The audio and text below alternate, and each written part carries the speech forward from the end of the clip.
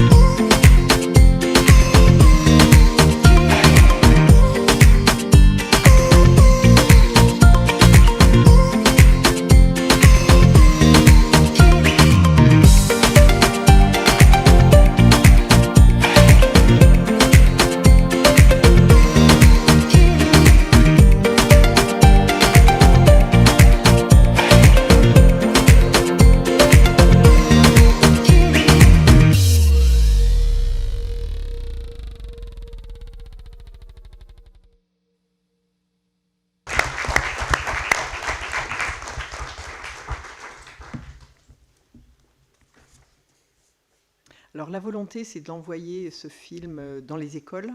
Alors je ne pense pas que ce soit parti encore. Ça ne va pas être parti. En plus, on tombe sur la période maintenant, ça va être les vacances scolaires, c'est un peu plus compliqué, mais on verra ça.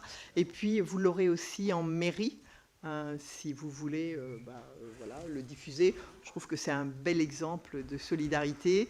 Et puis, au-delà des enfants, des agents qui sont au quotidien avec eux, on a aussi des agents de la communauté de communes, dont ce n'est pas le cœur de métier, mais qui ont participé à cette semaine pour faciliter l'encadrement. Donc voilà, très très belle expérience. Et puis après, on a une autre journée à noter dans nos agendas qui doit être le 17 juillet, si c'est de mémoire, au niveau de Port-Océane. Hein, c'est ça, 17 juillet. Je n'ai plus la date, je n'ai pas regardé. OK, bon. À diffuser ensuite dans vos mairies. On va donc ouvrir ce conseil communautaire.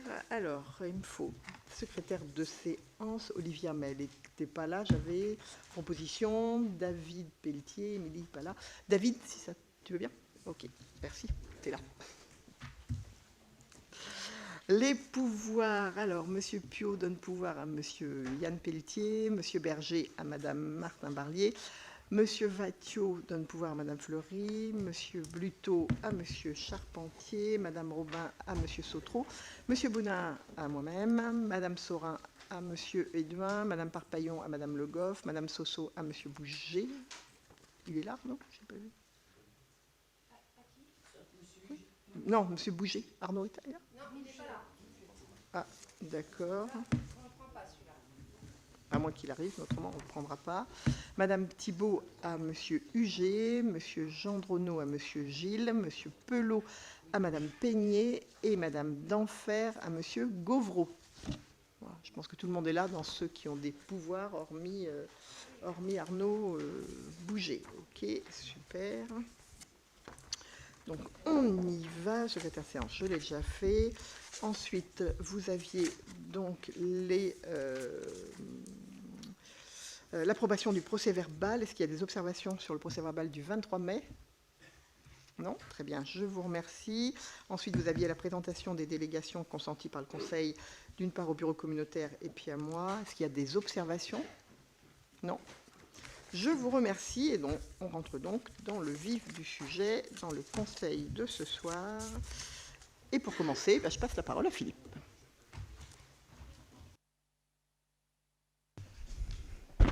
Ça marche. Bonjour à tous. Donc premier point, approbation du programme local de l'habitat 2024-2029. Donc un historique parce que c'est la dernière étape d'une longue procédure qu'on a commencé au début de cette mandature, donc 19 novembre 2020. Donc lancement et de l'élaboration d'un programme local de l'habitat. Délibération du 22 février 2024. Donc le projet de PLH a été arrêté après que les communes du territoire et l'établissement public en charge d'élaborer le SCOT aient été consultés.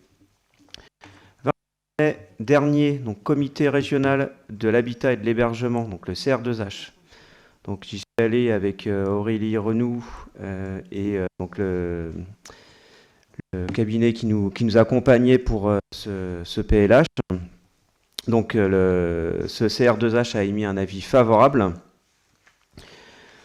et il a souligné différents points positifs. Donc je rappelle le caractère volontaire de la démarche d'élaboration du PLH, la réponse apportée aux enjeux portés à connaissance de l'État, en particulier sur la mise en œuvre des actions de réhabilitation du parc existant et l'accompagnement des publics spécifiques, que ce soit les saisonniers, les personnes âgées en situation de handicap, les gens du voyage, la territorialisation des objectifs de production de logements permettant de répondre aux besoins spécifiques de chaque commune, des points de vigilance, c'est normal comme chaque fois. Donc la collectivité devra veiller à apporter des réponses au manque de logements pour les jeunes. Vous m'entendez ? J'ai l'impression que ça coupe le micro. C'est un peu bizarre.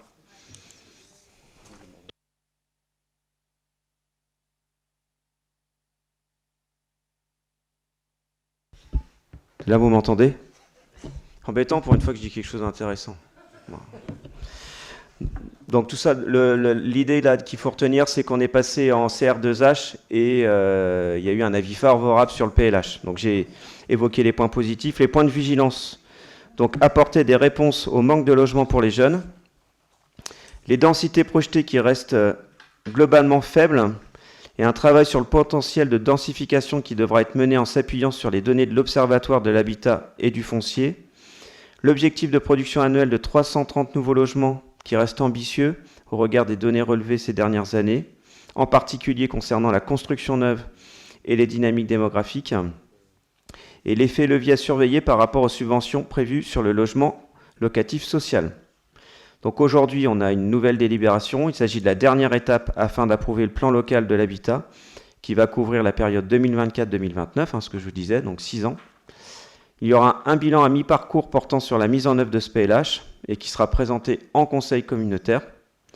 Et avant de vous laisser la parole, je tenais vraiment à remercier Sandrine Mousset et tout particulièrement Aurélie Renoux, parce qu'elle a fait un énorme travail pour qu'on arrive à faire ce PLH, ce plan local de l'habitat, en 3 ans.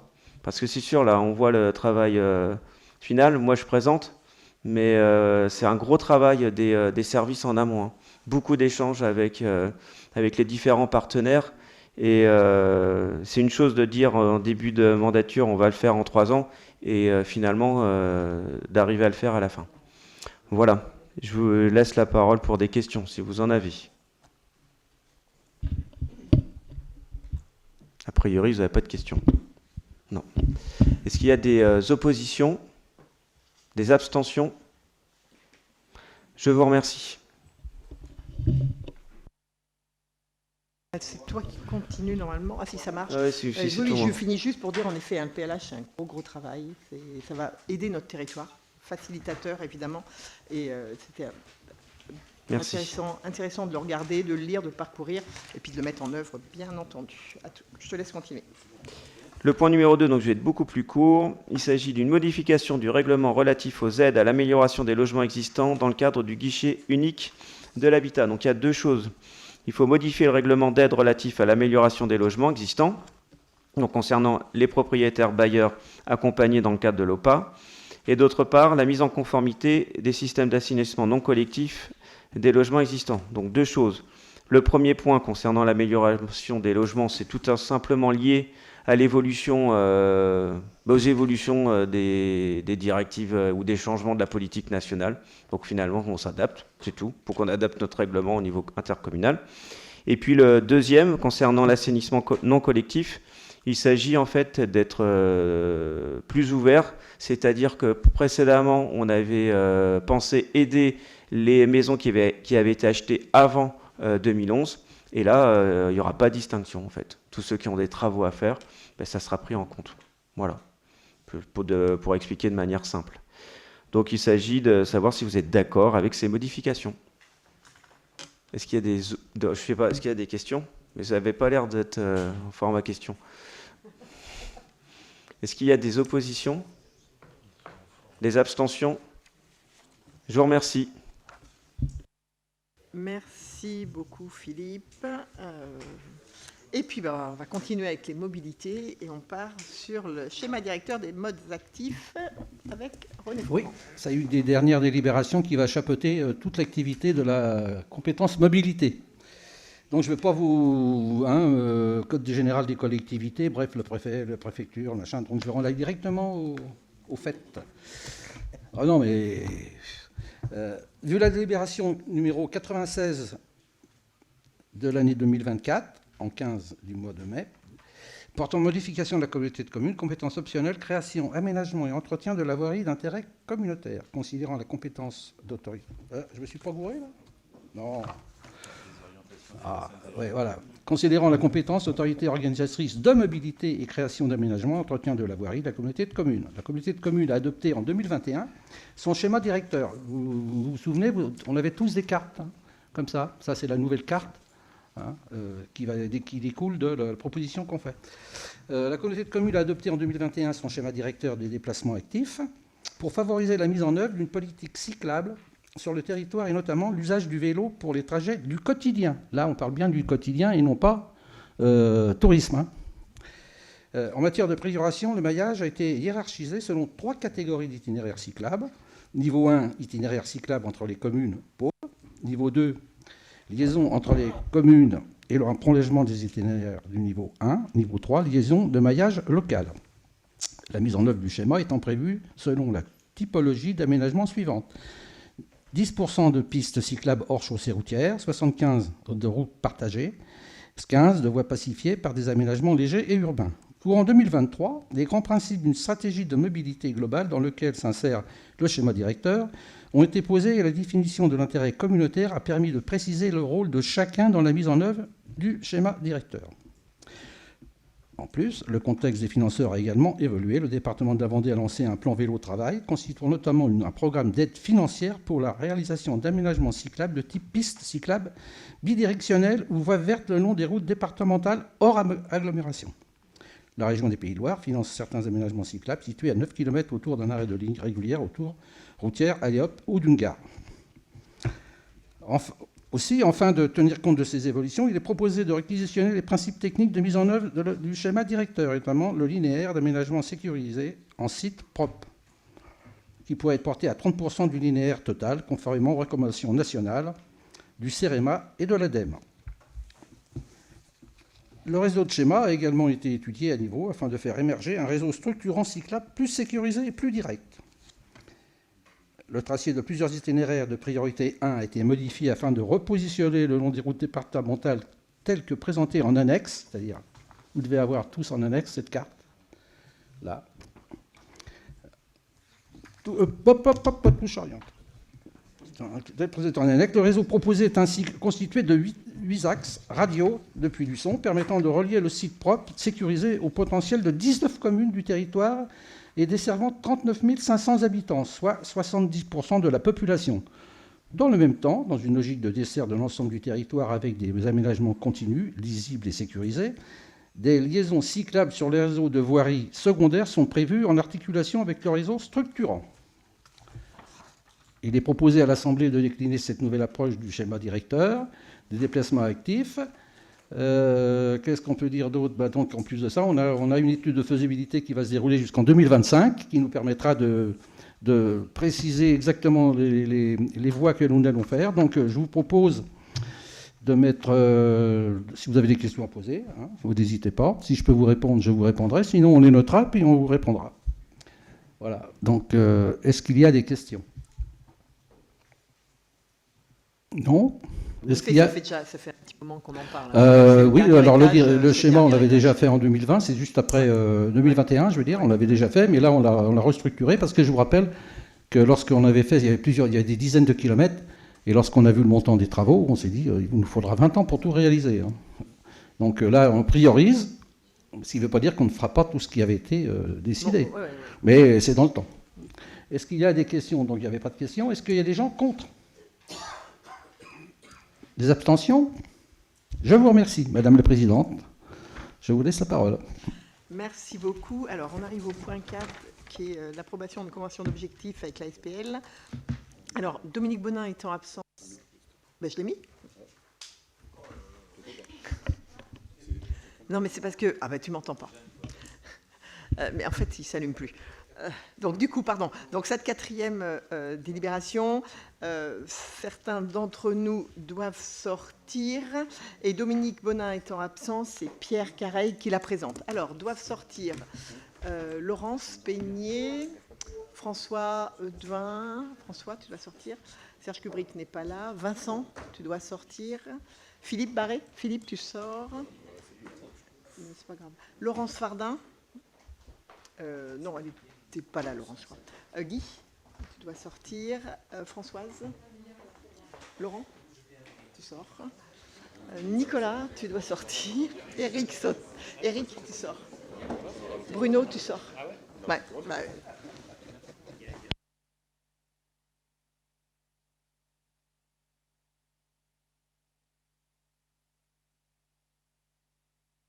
Les rangs s'éclaircissent, mais rassurez-vous, voilà, il reste les meilleurs autour de la table. En fait, c'est ça, parce que dans le principe, tous les membres du conseil d'administration de la SPL ne peuvent pas, évidemment, délibérer sur un projet qui inclut des montants financiers. Voilà, alors je vous rappelle, il y a une convention d'objectifs qui existe déjà, qui a été conclue entre la communauté de communes et la SPL Sud-Vendée Littoral Tourisme, et qui s'achève au 31 décembre 2024.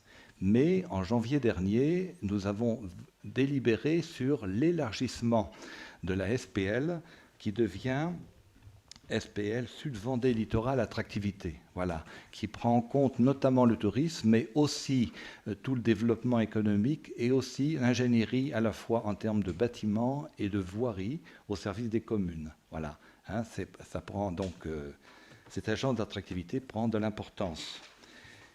Et donc les statuts de la SPL avaient été modifiés le 25 janvier dernier pour prendre en compte les nouvelles missions, hein, avec les volets économiques et ingénierie publique et tout cela. Voilà. Hein, donc, ça va, hein, c'est pas très envieux comme décision. Et aujourd'hui, on vous propose une nouvelle convention qui va du 1er septembre au 31 décembre. Parce que la convention avec SPL Tourisme est toujours en valeur, mais on vous propose de faire une nouvelle convention provisoire relative à la conception et à la mise en place d'une offre globale de services liée à l'information, la promotion, l'animation pour le développement d'économie, ainsi qu'une offre d'ingénierie publique. Il y avait en annexe aussi une proposition de convention d'objectifs, hein, si vous avez pu la lire, elle est simple à lire, hein, voilà. Et donc, en effet, on propose de prendre en compte toutes les missions relatives à la conception et à la mise en place d'une offre globale Voilà, alors, donc elles vont s'arrêter pour le tourisme fin 2024, et pour cette nouvelle agence, donc il y aura une nouvelle convention qui sera validée fin de cette année et qui partira du 1er au 1er janvier 2025. Voilà. Donc c'est vrai qu'aujourd'hui, c'est une convention provisoire de 4 mois qu'on vous propose. Donc on vous propose d'approuver donc la passation d'une convention d'objectifs en 2024 avec la SPL Sud Vendée Littoral Attractivité, relative à la conception et à la mise en place d'une offre globale de services liée au développement d'économie et à l'ingénierie publique, telle que présentée en annexe de la présente délibération. Et donc, on vous propose d'attribuer à la SPL Sud Vendée Littoral Attractivité une subvention de 182 000 € sur l'exercice 2024 pour commencer à travailler et à remplir les missions qui lui ont été attribuées. Voilà. Et bien sûr, vous autorisez M. Dominique Bonin, qui donc signe cette présente convention au titre de la communauté de communes Sud Vendée Littoral. Voilà. Il y a peut-être des questions autour de ça, parce que c'est vrai que c'est une mutation qui n'est pas neutre, mais on en avait parlé déjà de cet élargissement des missions. Est-ce qu'il y a des questions? Tout est clair, impeccable. Vas-y, Gérard. Les 182 000, c'est une subvention supplémentaire par rapport à la subvention initiale versée à... Exact. À ce qui était Sud Vendée Littoral Tourisme, exactement.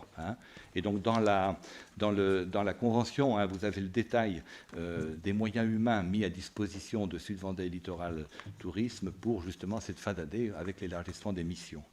Moyens matériels également, assurance et tout cela. Et bien sûr, tout cela a un coût. Voilà. Ça va ?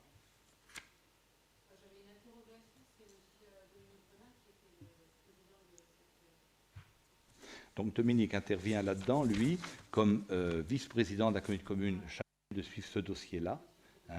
Et Brigitte Hibert est présidente de la SPL, Sud Vendée Littoral Attractivité. Voilà. Donc Dominique représente la communauté de communes et Brigitte est sur le compte de Sud Vendée Littoral Attractivité. Voilà. Ça va ? Et comme Dominique n'est pas là, c'est moi qui prends le relais. Je suis suppléant d'office. Voilà. Pour moi, ça relève plus de l'économie. C'est plus global que l'économie. Plus global que l'économie. Oui.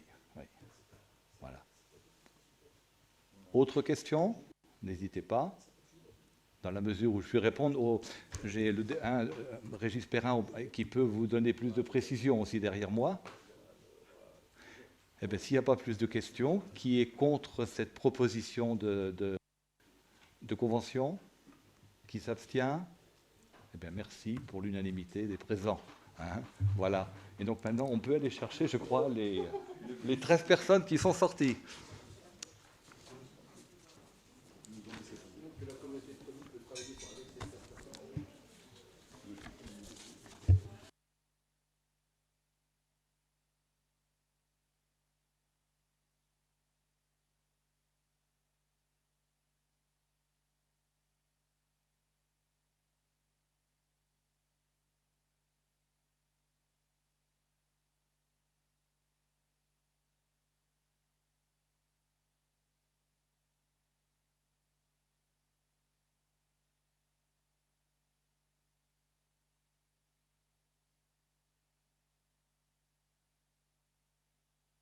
Ouais, surtout. Ok. Ça, c'est bon. Donc, nous allons donc a priori pouvoir passer à la 5e. Ah ben c'est pour moi d'ailleurs, tiens. Présentation du rapport d'activité de la communauté de communes Sud Vendée Littoral. Vous savez, point d'étape. Alors, point d'étape en fin 2023 qu'on vous présente en mi-2024, mais c'est impossible de faire autrement. Et là aussi, pour que ce soit un peu plus parlant, on vous propose un tout petit document, quelques slides, qui vous présentent donc l'activité pôle par pôle qui s'est déroulée durant l'année 2023. Donc, ça, c'est moi qui ai le truc, là? Oui, c'est ça. Ok. Purée. Voilà, donc là, c'est Nicolas qui presque vous présenter, mais on ne va pas s'attarder sur ces chiffres-là. Vous avez le rapport complet, hein, vous aviez le document complet, bien entendu, dans vos annexes. Donc là, vous avez le budget 2023 avec les résultats d'exécution et les dépenses 2023 par budget, vous pouvez les consulter. Et puis, le solde des budgets, du budget principal et des budgets annexes avec en dépenses cumulées et puis en recettes cumulées. Voilà, ça on l'a déjà vu quand on a voté les budgets. Ensuite, au niveau des ressources humaines, donc on a 268 emplois permanents, donc 3 de plus qu'en 2022. Et puis, vous aviez la répartition des effectifs permanents par direction, d'une part. Et puis, on voit ce que le pôle des services à la population et cohésion sociale, c'est là où ils sont le plus nombreux, 142 personnes, c'est assez normal. Et puis, les effectifs permanents par catégorie A, B et C.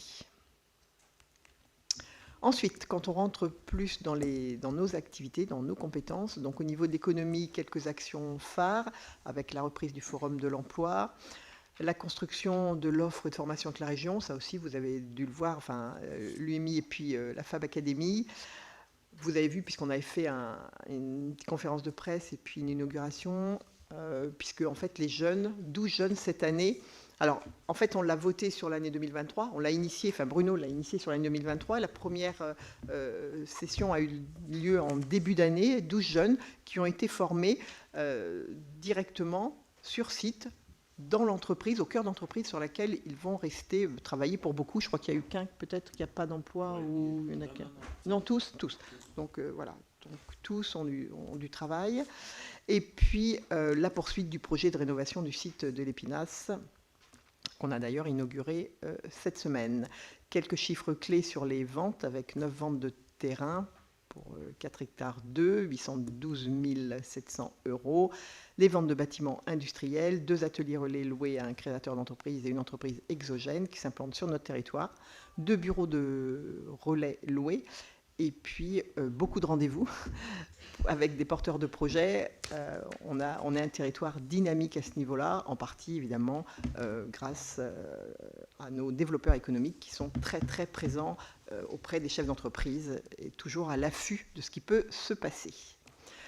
Ah, j'ai dû sauter. Hop. Ensuite, au niveau de l'urbanisme et de l'habitat, donc l'approbation de notre schéma de cohérence territoriale le 11 mai 2023, le diagnostic territorial dans le cadre pour la rédaction du PADD pour le PLUI, la finalisation de l'élaboration du plan local de l'habitat, et on en a parlé il n'y a pas très longtemps avec un projet arrêté en septembre 2023, et puis un autre sujet qui était juste lancé en 2023 et pour lequel on reviendra vers vous évidemment très très régulièrement, c'est le lancement de l'étude sur la gestion des risques liés au changement climatique. Sur la fibre optique, on a consacré jusqu'à présent 4,5 millions. Je crois qu'on est sur la dernière année, hein, avec du coup une demi-année, on doit être à peu près autour de 600 000 € ou 500 ou 600 000 € pour l'année 2024. Au niveau des mobilités et du tourisme, création en mai du service dédié à la mise en œuvre de la compétence mobilité, la mise en place du TAD avec la région et puis la signature du partenariat avec Caros pour développer le covoiturage. On sait que ça marche bien, les entreprises nous le confirment et sont vraiment rentrées dans le jeu pour travailler avec Caros. Au niveau du tourisme, renouvellement du classement classe 1 pour 5 ans. Et puis c'est important de le dire, 30 000 visiteurs accueillis sur les 6 offices du tourisme, alors accueillis en présentiel, je présume, sans compter tout ce qu'il y a évidemment de visionner sur tous les sites. Au niveau du service à la population, les chiffres clés sur l'école de musique, une lecture publique et puis les centres aquatiques. Sur l'école de musique, une petite augmentation des élèves avec 525 élèves en 2023 pour 515 en 2022. Les inscriptions sont ouvertes, donc voilà, ça arrive. Hélas, on ne peut pas prendre tout le monde, c'est toujours un petit peu dommage, mais c'est une réalité. Plus 1800 nouveaux inscrits au réseau des médiathèques. et puis un peu moins de fréquentation sur Port-Océane, mais plus de fréquentation sur l'Onicéane. Au niveau de l'enfance-jeunesse, vous avez juste le constat de ce qu'il y a sur notre territoire, avec 75 assistantes maternelles accueillies au RAM, 175 enfants accueillis dans les maisons de l'enfance, 1748 enfants accueillis en centre de loisirs, et puis 2980 élèves bénéficiaires de Être et Apprendre. Autre volet important, autre chiffre important, c'est les personnes qui sont accompagnées en espace France Service. On a eu 2310 en 2022, on a mis arrivé à 4329.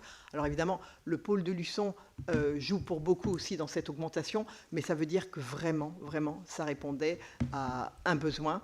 Voilà, on est au service des populations, des gens qui sont en difficulté, bien souvent sur le numérique, parfois pour faire des choses relativement simples, mais qui n'ont pas forcément cette approche aussi aisée. Ensuite, sur l'action culturelle, 49 représentations, il y en a eu 47 en 2022. Un appel à projet qui a permis une tournée dans 4 communes. Franchement, je pense que les communes qui ont profité de ce service étaient enchantées. 400 personnes pour aller voir Cali, c'était la soirée un peu phare sur les actions culturelles, donc à l'espace de Saint-Michel. Au niveau de la santé, la signature du contrat local de santé 2023-2028. Petit rappel, nous avons 5 maisons de santé intercommunales en 2023. Le forum du bien vieillir qui a très bien fonctionné avec 200 participants. Et puis nos ateliers seniors aussi qui attirent de plus en plus. Là aussi, ça répond à parfois une sortie d'isolement, c'est de participer à quelque chose, se retrouver à plusieurs pour échanger. Donc, voilà. Au niveau de l'environnement et de la politique des déchets, l'adoption du PCAET avec les 40 actions qui ont été validées. 2 actions qui sont prioritaires, c'est le PAT et le schéma directeur des énergies. La semaine d'initiative, donc celle de 2023 avec 32 animations, 500 participants. On sait très bien que sur 2024, il y a eu encore plus. Et puis, ça ne demande qu'à être développé. Sur la politique des déchets, le démarrage de l'enquête en vue du passage à la redevance incitative. On a collecté 77 tonnes de biodéchets et puis une charte d'éco-exemplarité qui est signée par 32 communes. Puis là, petit rappel sur le poids d'ordures ménagères résiduelles produits par habitant, ça diminue chaque année. Au niveau des bâtiments de la voirie et du SPANC, sur une action phare, c'est l'ouverture de la médiathèque Les Voyageurs en juin 2023. La réhabilitation de l'épinage, je le disais tout à l'heure, donc pour un montant de 401 203, et donc on l'a inauguré cette semaine. Et puis la préparation de la construction du nouveau centre technique. Et puis là, vous aviez après les chiffres, clés au niveau des contrôles de SPANC. Les services communs, la cuisine centrale, 162 827 repas livrés en 2022-2023, donc plus 8% avec 2591 enfants qui bénéficient de ce service. Une hausse du tarif limité à 2,2% dans un contexte qui est difficile, vous savez, l'énergie, les denrées, et puis les lois, aussi la loi Egalim qui en rajoute un petit peu. Et puis aussi la lutte contre le gaspillage. Et là aussi, un sujet qu'on abordera puisque vous l'avez validé, on a lancé une étude pour réfléchir à une cuisine centrale qui puisse répondre à une demande plus large, c'est-à-dire proposer à l'ensemble des communes qui le souhaitent. On devait faire une conférence de maire, on l'a décalé un petit peu parce que le cabinet qui travaille pour nous n'a pas tout à fait apporté les réponses que nous attendions. Donc on a préféré leur donner un petit peu plus de temps, puis nous aussi réfléchir différemment. Et donc on verra ça, je crois que c'est en septembre. Et puis au niveau de l'autorisation du droit des sols, chaque année, je me dis que je vais vous dire que ça diminue. Et en fait, non, chaque année, ça augmente. Et donc cette année, on a, en 2023, 2990 actes d'urbanisme qui ont été instruits. Et voilà. Donc la version complète, vous l'avez dans vos documents, vous l'aurez aussi en version numérique, bien entendu. Voilà. Et je suis à votre écoute s'il y a des questions particulières, ou du moins sur lesquelles je pourrais répondre tout de suite avant de consulter mon document. Pas de questions? Du coup, je vous demande d'approuver le rapport d'activité 2023 de la communauté de communes Sud-Vendée Littoral. Pas de voix contre? Pas d'abstention? Merci. Et puis, saluer le travail de nos équipes en permanence au service des politiques publiques. ils mettent en œuvre ce que nous portons, ce que nous décidons, et c'est retranscrit très très bien dans ce document. Moi, j'en ai terminé. Nicolas, je te passe la parole. Bonsoir à toutes, bonsoir à tous. On a une décision modificative, la première sur le budget principal, à vous proposer ce soir. Donc elle concerne, vous en avez parlé il y a quelques minutes, l'augmentation de la subvention de fonctionnement pour l'agence d'attractivité. On vous propose donc là une dépense à hauteur de 182 000 euros. On a, pour équilibrer, reçu des recettes un peu plus importantes que ce qu'on avait imaginé dans le cadre de la construction du budget. Vous le voyez avec davantage de dotation d'intercommunalité et également au niveau de la dotation de compensation. Donc on aurait une augmentation de 182 000 euros à la fois en dépenses et en recettes en investissement. Sur l'investissement, donc les 4 premières lignes, c'est au moment de la constitution du budget tout simplement des opérations qui sont par mois en fait. Donc on vous l'explique, il y a notamment dans le cadre du SDAN, c'est l'opération 33, il y a 561 337 euros qui n'étaient pas affectés. Et donc là on vous propose de réduire l'article concerné et donc d'inscrire sur le bon article les 561 000 et on a la même difficulté sur les 30 000 qui concernent l'épinal. Je vais changer de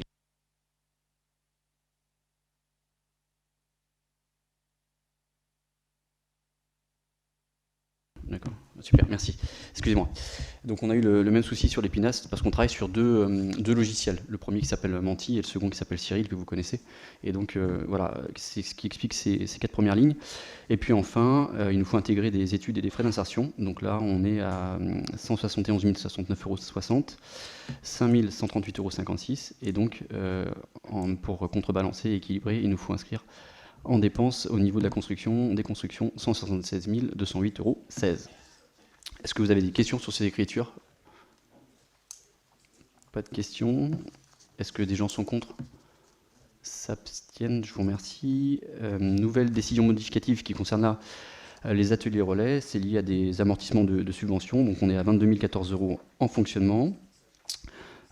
Pour équilibrer, on fait un virement à la section d'investissement du même montant, tout simplement. Est-ce que vous avez des questions? Pas de questions. Des gens sont contre? S'abstiennent, je vous remercie. Donc je vais passer à la délibération numéro 8. Et je vais directement donc, sur le fonds de soutien pour la commune de l'Île d'Elle.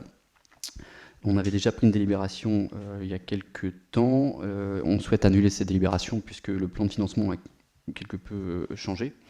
On maintiendrait donc le montant proposé initialement, à savoir 30 954 euros, puisqu'on est sur une bonification, puisque ça concerne un projet qui remplit les conditions, puisqu'on est sur un pôle enfance-jeunesse, donc compétences comme. Donc tout simplement de reprendre cette délibération avec le nouveau plan de financement qui vous est proposé. Est-ce que vous avez des questions? Comment? Non? Une question? Oui, alors non, on le saute parce que le projet n'est plus d'actualité pour le moment. Voilà. Donc je suis passé directement, je fais un petit saut de cabri. Donc voilà. Donc on est effectivement sur l'île d'Elle. Sur l'île d'Elle, des questions? On leur alloue les 30 954 euros. Personne n'est contre, ne s'abstient. Je vous remercie. Et on a ensuite le fonds de soutien pour la commune de Luçon, un projet important, qui là aussi remplit les conditions de bonification puisqu'on est sur un projet structurant à l'échelle de l'intercommunalité. Ça concerne donc la réhabilitation de la piste cyclable du stade Philippon. Pardon, d'athlétisme. Oui, excuse-moi, t'as raison. D'autant que je serai amené à l'utiliser, je l'espère, dès le mois de novembre. Voilà, futur utilisateur. Merci. Donc on est à côté du lycée Atlantique et donc on a les scolaires qui l'utilisent et effectivement des clubs sportifs. Le montant des travaux, 903 305,50 euros et donc un fonds de concours, si vous en êtes d'accord, de 120 790 euros. Est-ce que vous avez des questions sur ce projet qui a démarré, qui était attendu des Luçonnais? Et pas que. Pas de questions? Des gens sont contre? S'abstiennent, merci pour la ville. Et puis dernière chose, et je rends la parole, juste vous dire, parce que on en a parlé il y a quelques temps, la présidente le confirmera, mais que pour la vente du terrain Exia, c'est chose faite. Donc voilà, l'argent est arrivé. Merci Bruno, merci Madame la Présidente. Ouais, vous savez, on l'attendait avec impatience. Eh bien, nous poursuivons, et c'est Jam qui prend le relais. Ça marche. Alors, le premier point, c'est la lutte contre les rongeurs aquatiques envahissant sur le territoire de la commune Sud-Vent Littoral. Il y a toujours des rongeurs aquatiques. Monsieur Antoine Mettet, vous devez sortir. Merci beaucoup. Voilà. Donc, ce marché a été... on avait passé en fin d'année, je crois, au début d'année, et personne n'avait répondu, donc on a relancé, et on l'a relancé en faisant 2 lots, qui permet donc d'avoir 3 réponses. Donc le secteur nord et le secteur sud correspondent un peu au secteur sud, au territoire ex les îles du Marais Poitevin environ. Bon, donc il y a eu un marché qui a été conclu, et puis c'était une période qui court jusqu'au 31 décembre 2024. Et là, la nouveauté, c'est qu'on proposait de faire 3 reconductions, parce qu'à chaque fois, on le relançait tous les ans. Et là, ça permet d'avoir 3 années de reconduction, 2025, 2026 et 2027. Alors, les critères classiques, peut-être pas. Prix des prestations, 60 points. La valeur technique de l'œuvre, 30 points. Des moyens humains, c'est important, un matériel dédié. Méthodologie d'exécution des prestations. Et puis, le critère environnemental, 10 points, puisqu'il faut quand même s'assurer du respect de l'environnement dans le cas de piégeage et de la lutte. C'est toujours un peu compliqué. Alors, le résultat vu par la commission d'appel d'offres, le lot 1 est attribué, donc, je vous propose qu'il soit attribué à l'association Gidon Sud Vendée Littoral, qui se situe à Mareuil, avec des montants différents, puisque l'année 2024 est incomplète, donc 37 614,15 € hors taxe. Et puis après, 90 274 € TTC chaque année. Et vous corrigerez, c'est 2025, 2026 et 2027, et non 2024 comme c'est mis sur la déviation, donc il faudra corriger. Avec un montant maximum de 12 000 € pour le piégeage par prise, parce qu'on paye aussi les bénévoles à part. Et le lot 2 est attribué donc à Alligator, de Saint-André-des-Noyers, pour un montant de 29 516,65 € TTC, donc pour l'année 2024, année incomplète, et 70 840 € TTC pour les années suivantes. Et là, on a bien mis les bonnes années. Et avec un montant maximum de 27 000 € pour le piégeage par prise prouvée. Donc ça, c'est pour les bénévoles. Voilà, donc on est dans les montants habituels, Madame la Présidente, sur les années antérieures. Donc si vous avez des questions. Il n'y a pas de questions pour les Ragondins. Donc je me vois. Tu me vois. Est-ce qu'il y a des oppositions? Des abstentions? Merci. Donc vous pouvez faire entrer Monsieur Mettet, puisqu'il était le président d'Alligator. Tu as raison. Je continue? Oui. Donc le point suivant. Alors je suis désolé pour ce point suivant, puisque il est long pour si peu. Enfin, il est long, il n'est pas long. Mais je vais vous l'expliquer. Donc, c'est le marché de prestations. Donc, le groupement de commandes pour la réalisation de diagnostic et schéma directeur des systèmes d'assainissement d'eau usée collectif sur le territoire de la commune. Donc, on avait passé un marché. On a passé un marché.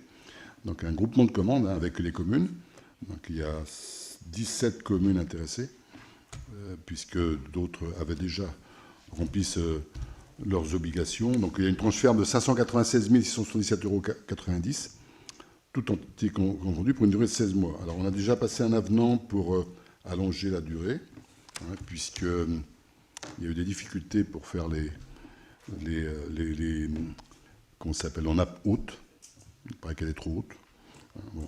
Et donc, après, l'avenant, là, il consiste plutôt à revoir certains points. Alors, je suis désolé pour 2008, c'est pas beaucoup, mais même dans les communes, il va y avoir des réajustements que l'on a fait, puisque, par exemple, on a supprimé, pour ce qui concerne le Vendéopole, je vais vous dire exactement, on a supprimé 2 prestations, les inspections exutoires pluviaux et les enquêtes auprès des industriels pour moins 250 €.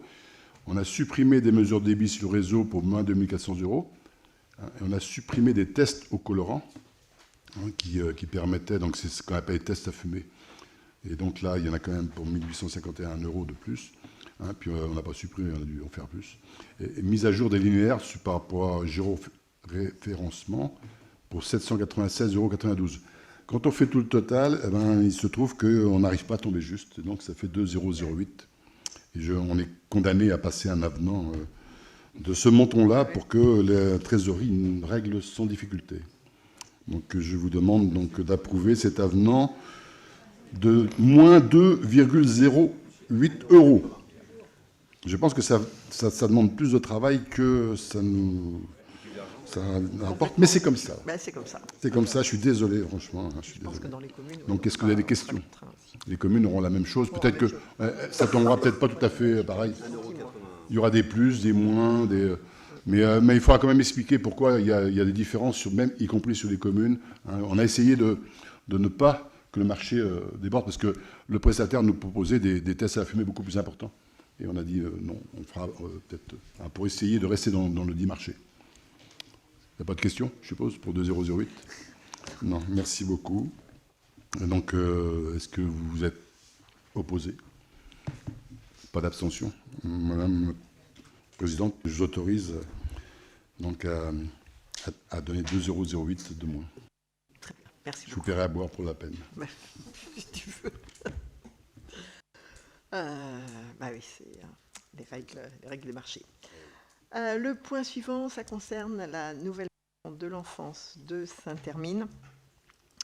Cette maison de l'enfance, elle devient extrêmement vétuste et elle n'est pas fonctionnelle pour ceux qui la connaissent, hein, dans un arrondi.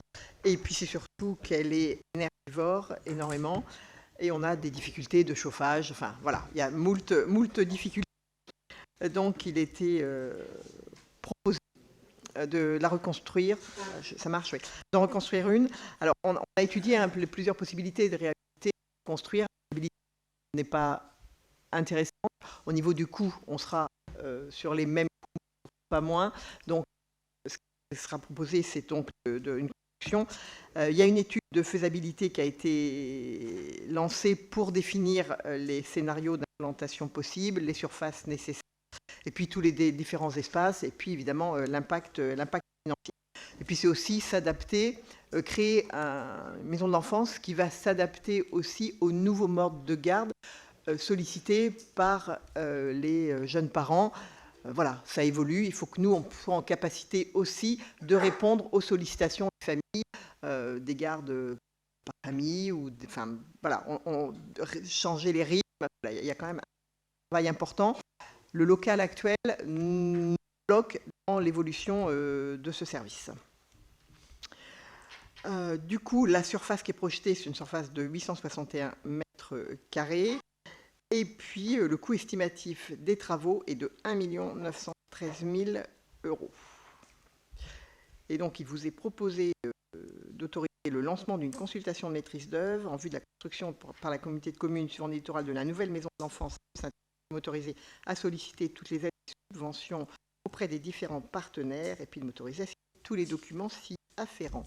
Y a-t-il des questions? Aujourd'hui, on s'accueille 50 enfants. On augmentera un petit peu la capacité. Y a-t-il des questions? On sera financé par la CAF? Oh ben, on sera, oui, je pense qu'on aura un soutien. Là, on n'a pas encore fait la projection. Enfin, Emmanuel a certainement fait déjà une projection des finances. Hein. Je n'ai pas le plan. Oui. Ouais. Après, mais de toute façon, c'est pour ça. Enfin, c'est aussi le jeu aussi de mettre un peu plus d'enfants. Voilà. Donc, oui, on sera financé. Ouais. Y a-t-il des questions? Je me vois des voix contre, des abstentions. Non. Je vous remercie. Je passe la parole à Laurent. Oui, merci Madame la Présidente. Bonsoir à toutes et à tous. Il s'agit d'affermir une tranche optionnelle relative à l'élaboration du plan intercommunal de sauvegarde. Vous savez qu'on a passé un marché public d'élaboration d'une stratégie de gestion justement des risques liés au changement climatique. Ce marché était passé le 14 septembre 2024 avec un groupement d'entreprises qui a pour mandataire Neossi, qui aussi a des co-traitants Calixis à Niort, Numérisque à La Rochelle, la SMAC, l'assurance à Niort, tout ça pour un marché d'une tranche ferme de 152 375 € hors taxe. Ce marché avait plusieurs tranches, une ferme pour élaborer la stratégie justement de gestion des risques liés au changement climatique, et puis 2 tranches optionnelles, une pour le plan intercommunal de sauvegarde de la communauté de communes Sud-Vendée Littoral et une autre tranche pour préparer éventuellement et animer des réunions supplémentaires si nous avions besoin. Donc il s'agit ce soir, pour des raisons réglementaires, hein, pour répondre aux obligations réglementaires, d'affermir la tranche numéro 1, et on vous propose de l'affermir pour un montant de 56 250 € hors taxe, et puis d'autoriser Madame la Présidente de la communauté de communes Sud-Vendée Littoral à signer toutes les pièces inhérentes au dit affermissement, et afin d'attester aussi les dépenses correspondantes pour les inscrire au budget d'exercice de cette année. Est-ce qu'il y a des questions ?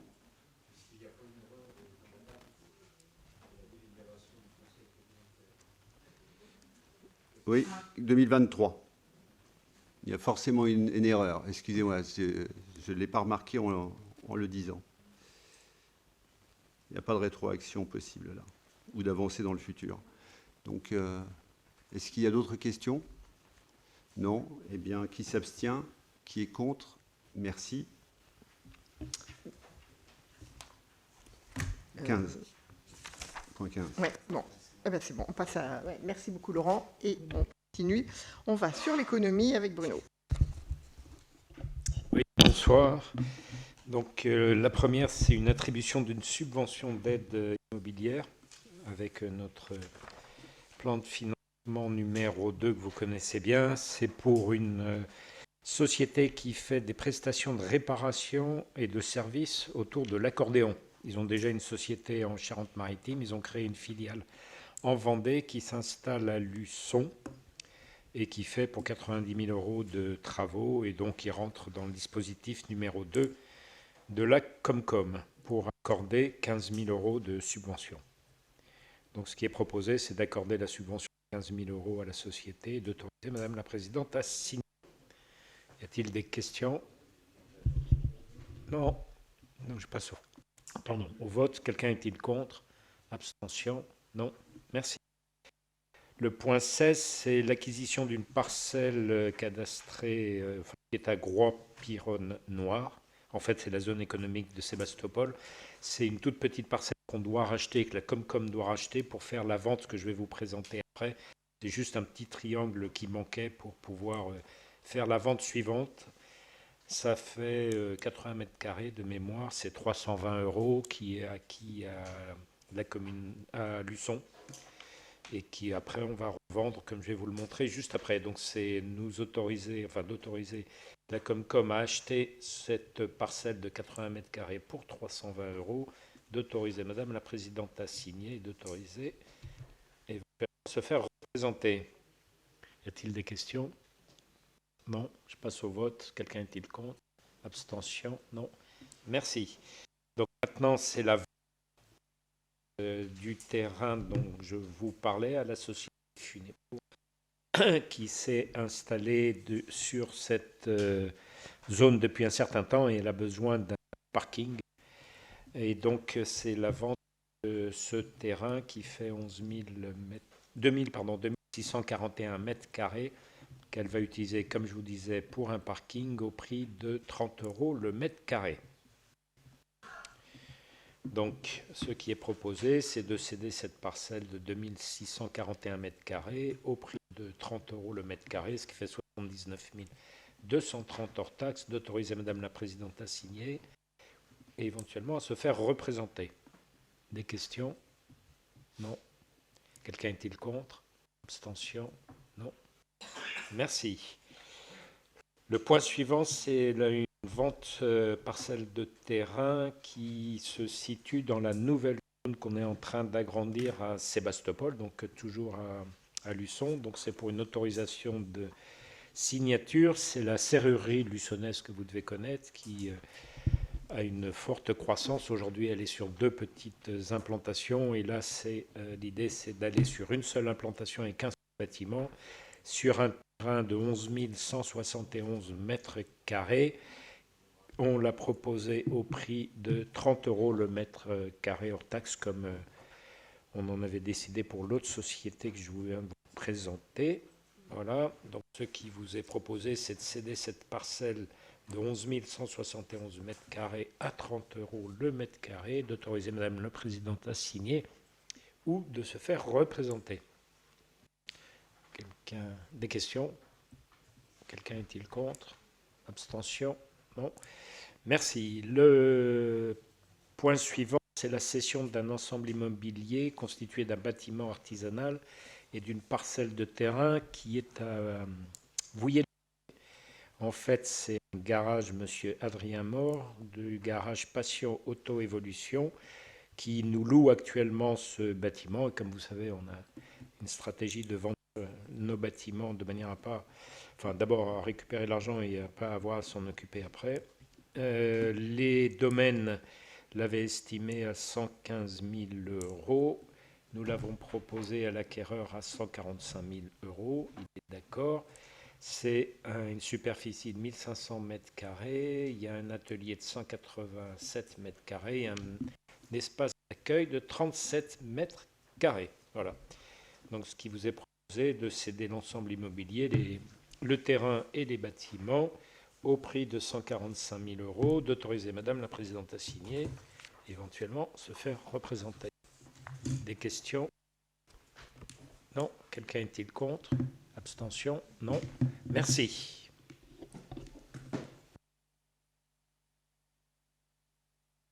Merci beaucoup. Encore toujours beaucoup de mouvements sur l'économie. Et ensuite, on passe sur l'urbanisme. Alors, je vais prendre les délibérations de Dominique Bonin.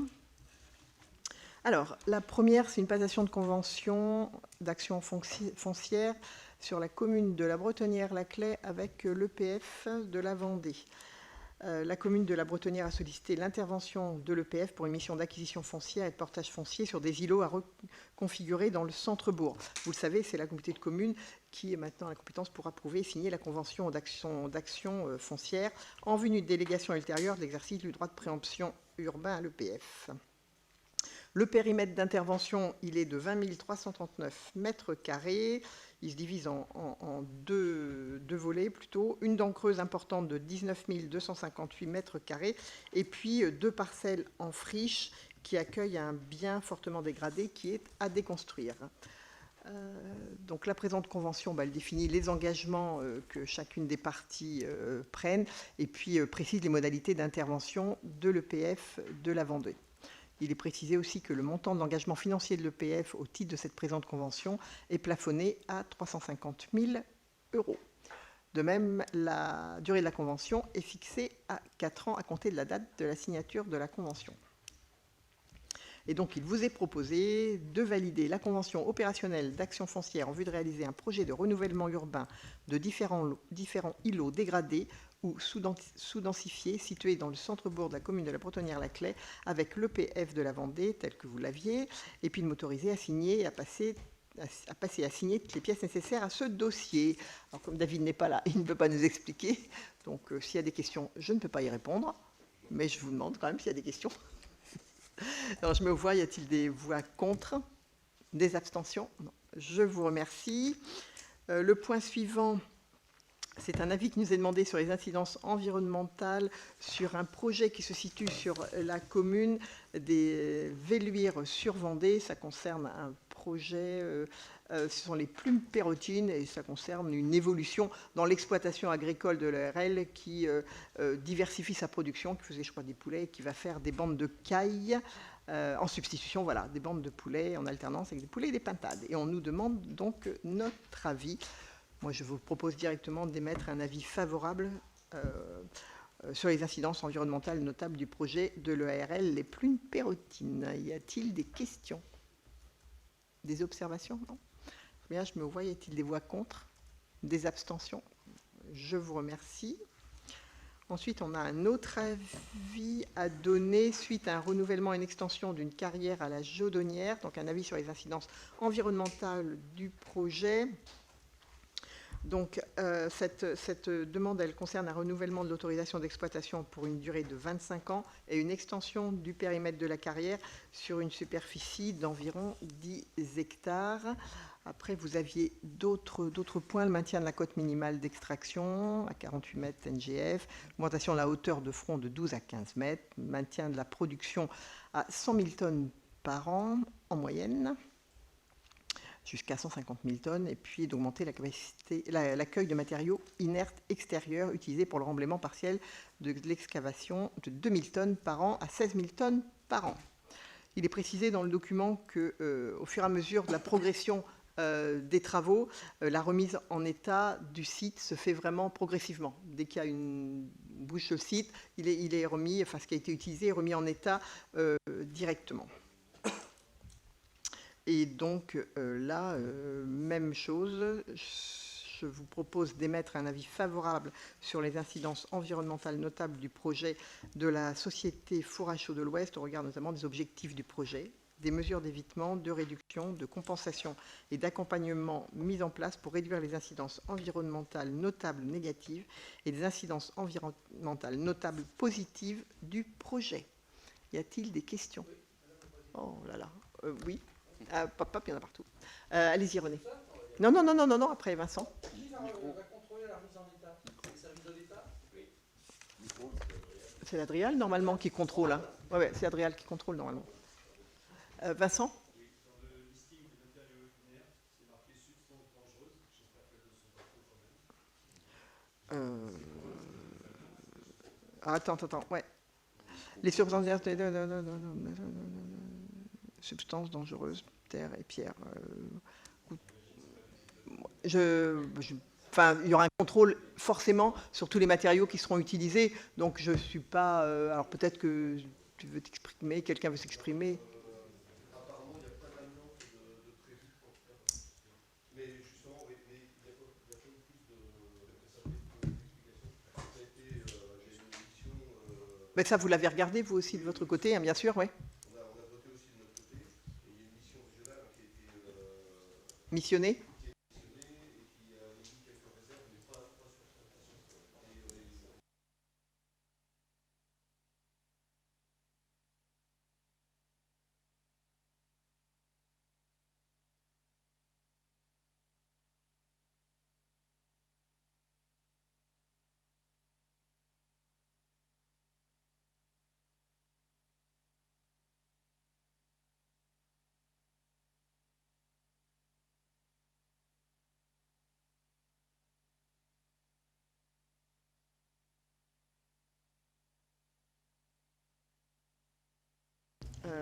On va en mettre deux. Non, mais ça, bon, tant que celui-là marche, on va en profiter. Merci. Je passe au point suivant. Hein? Oui. Le point suivant, c'est les modalités de mise à disposition du public du projet de modification simplifiée au niveau du PLU de Nallier, où là, il y avait une nécessité de faire évoluer le plan local de l'urbanisme de la commune de Nallier afin de permettre la reprise d'une friche commerciale et puis de réaménager un site déjà artificialisé et déjà bien localisé. En fait, il fallait classer partiellement une zone UE en zone U. Bruno, c'est ça? Oui, bon ouais, c'est ça. Okay. Donc, il est proposé... C'est les petites puces. Hein. Ouais. Et donc, il vous est proposé de fixer les modalités de la mise à disposition du public suivante. Le projet sera tenu à disposition du public du 1er août 2024 au 1er septembre 2024 à la mairie de Nallier, siège de la communauté de communes suivant le littoral, aux jours et heures habituels d'ouverture. Le public pourra présenter ses observations et propositions sur un registre à feuillet non ouvert à cet effet. De dire que la présente délibération fera l'objet d'un affichage au sein de la communauté de communes et dans la mairie de Nallier en 1 mois et que mention de cet affichage sera diffusée dans un journal du département. Y a-t-il des questions auxquelles Bruno répondra?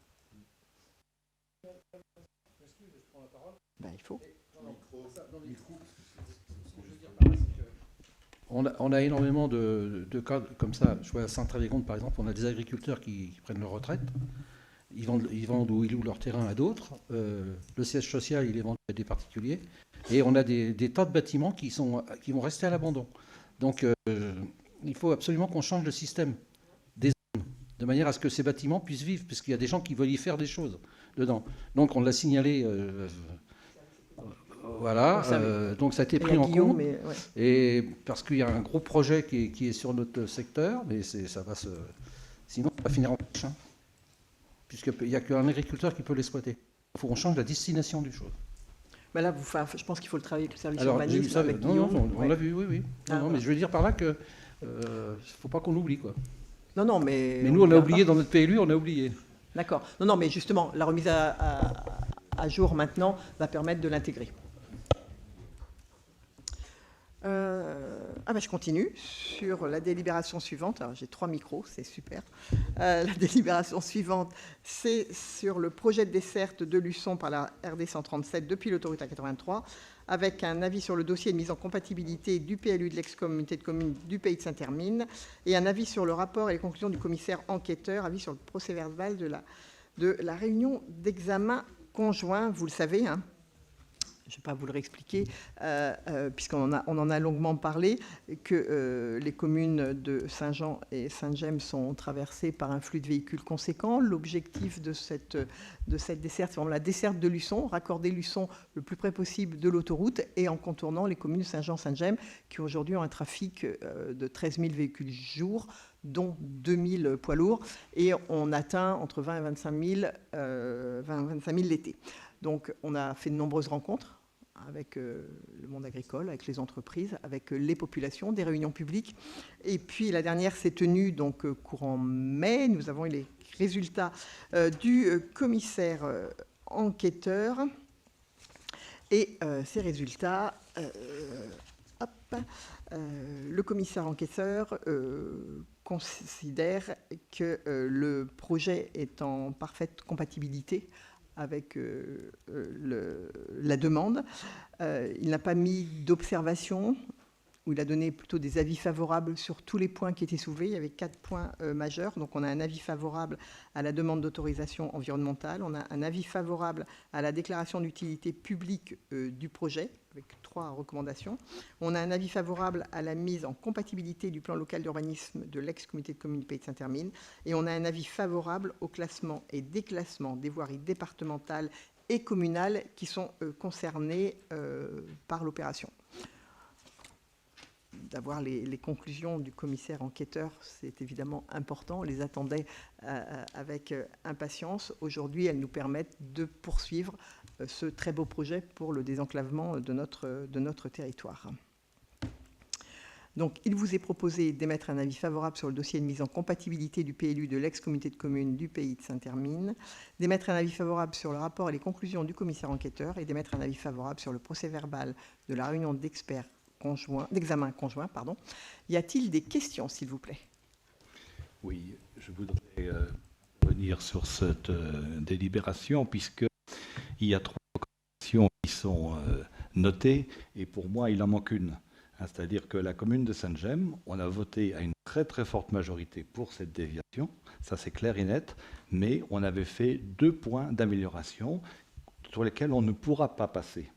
Et donc ça, je voudrais bien que ça soit mis à un moment donné, parce que là, il y aura blocage pour nous.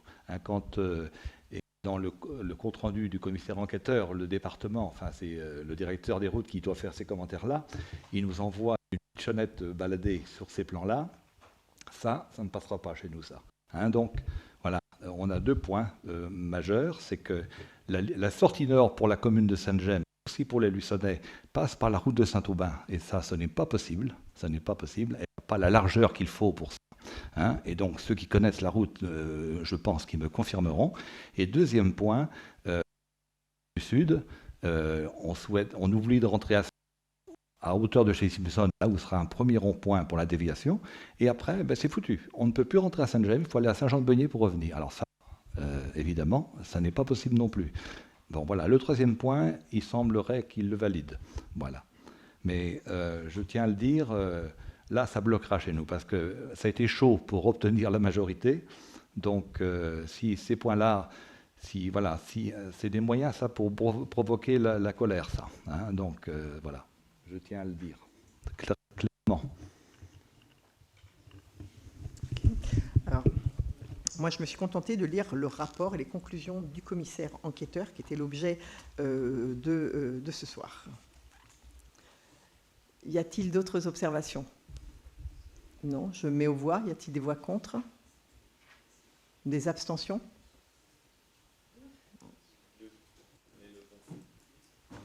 Pardon, d'accord, merci. Ah ben, ça, on se retient de refuser. Hein. Très bien, je vous remercie. On passe au point suivant, qui concerne la régie de service de l'assainissement de la communauté de communes du Vendée littoral, avec la désignation d'un directeur. Donc, vous le savez qu'on a créé la régie service de l'assainissement de la communauté de communes Sud Vendée littoral. Et donc, je vous invite à délibérer sur la désignation de M. Sébastien Lemoingue au poste de directeur de la régie nommé à compter du 5 juillet 2024. Y a-t-il des questions? Alors, il est arrivé chez nous en tant que directeur service technique. Y a-t-il des questions? Non, je mets aux voix. Y a-t-il des voix contre? Des abstentions? Non. Merci. Ensuite, le recours au contrat d'apprentissage. On le sait, hein, on l'entend tous dans les entreprises, l'apprentissage, c'est une véritable plus-value, et pour l'entreprise et pour les jeunes. Ça présente, l'intérêt, on le connaît, hein, il est évident. Et là, il vous est proposé un nouveau contrat d'apprentissage qui concerne l'ALSH de Saint-Gemme sur la formation de l'apprenti, c'est pour être animateur. Le diplôme et le titre préparé, c'est un CAP accompagnement éducatif petite enfance, AEPE, sur une durée de formation de 12 mois. Il vous est donc proposé d'autoriser le recours au contrat d'apprentissage et puis de m'autoriser à signer les documents relatifs à ce dossier. Y a-t-il des questions? Non, je mets aux voix. Y a-t-il des voix contre? Des abstentions? Je vous remercie. Le point suivant, c'est le recrutement d'un vacataire. Cet agent vacataire, il effectuera les missions de médecin référent auprès des maisons de l'enfance pour une durée de 18 mois. Donc là, je vais directement à la proposition qui est d'autoriser le recrutement d'un vacataire du 1er juillet 2024 au 31 décembre 2025, de fixer la rémunération de chaque vacation sur la base d'un taux horaire d'un montant brut de 50 € et de m'autoriser à signer les documents afférents à ce dossier. Y a-t-il des questions? Je mets aux voix. Est-il des voix contre? Des abstentions? Non. Je vous remercie. Et puis le dernier point, c'est donc la modification du tableau des emplois, comme à chaque fois. Vous savez bien qu'il y a nécessité d'actualiser le tableau. Alors, vous aviez la liste ce qu'il y avait à supprimer ou à créer en fonction des avancements de grade qui ont été validés. Et puis ensuite, différents recrutements. Je vous laisse les parcourir, ou plutôt vous les avez parcourus. Donc, je vais directement à la conclusion, qui est d'autoriser les créations et suppressions proposées ci-dessus, de modifier le tableau des effectifs actualisés, que vous avez donc en annexe, et puis de m'autoriser à signer les documents relatifs à ce dossier. Y a-t-il des questions?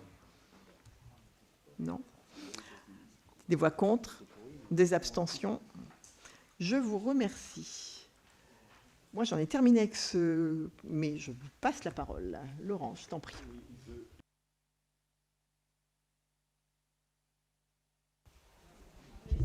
1, 2, voilà. Juste à la sortie, je vous propose d'aller chercher vos guides des animations, puisque l'Office de tourisme en a produit. Donc, prenez-les en sortant. Et en même temps, je crois que vous pouvez prendre la main vers celui de Chailly-les-Marais, parce que j'ai vu que celui de Chailly-les-Marais avait été posé aussi. Donc, voilà, petit message. Oui, bien sûr. Oui, ça marche. Juste une petite rectification par rapport à la FACO.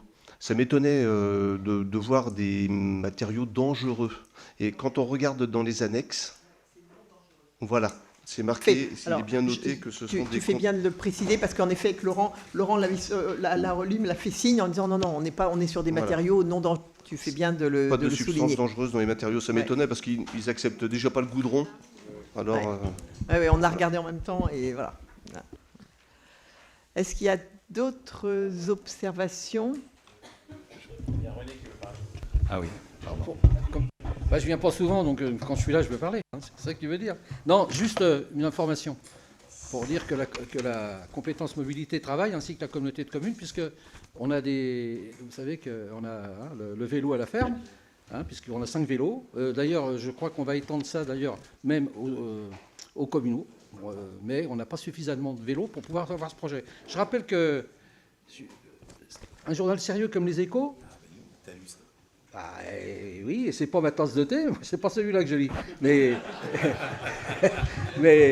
n'empêche que... Non, mais pendant qu'on y est, allons-y, tout le monde me connaît. Donc Les Échos en ont parlé et on est passé aussi à la télévision. Je voudrais dire aussi que, vous savez qu'on a lancé en décembre 2023... Ah, va falloir qu'il aille là-bas, lui, franchement. En 2023, on a lancé notre Keros. Oui, l'application Keros. Keros, Oui. et nous avons, au bout de 6 mois, on a fait un petit focus pour regarder un peu si ça fonctionnait. Ça fonctionne, et puis c'est intéressant parce qu'on est 55 000 habitants maintenant dans la communauté de communes. Donc ça, c'est intéressant. Les entreprises jouent le jeu. Oui, ça, c'est très important. Et on a 1730 personnes qui sont inscrites. Donc on a quand même réalisé presque 7 km de trajet en covoiturage. Et on a 10 tonnes de CO2 qui ont été économisées. Donc, je veux dire, ça commence à prendre son essor. Ça prend son essor, et au-delà de ça, ça veut dire qu'après, ça a permis de mettre en réseau aussi, puis de faire connaître les gens. Voilà. Et après, ça va fonctionner sans forcément avoir l'appui d'une structure porteuse. C'est aussi l'enjeu. Voilà. Pierre, tu voulais prendre la parole? Oui, du service déchets, puisque à l'entrée de cette salle, plusieurs m'ont interpellé tout à l'heure sur le puçage. Et donc là, il y a anticipation sur un dossier qui est loin d'être achevé.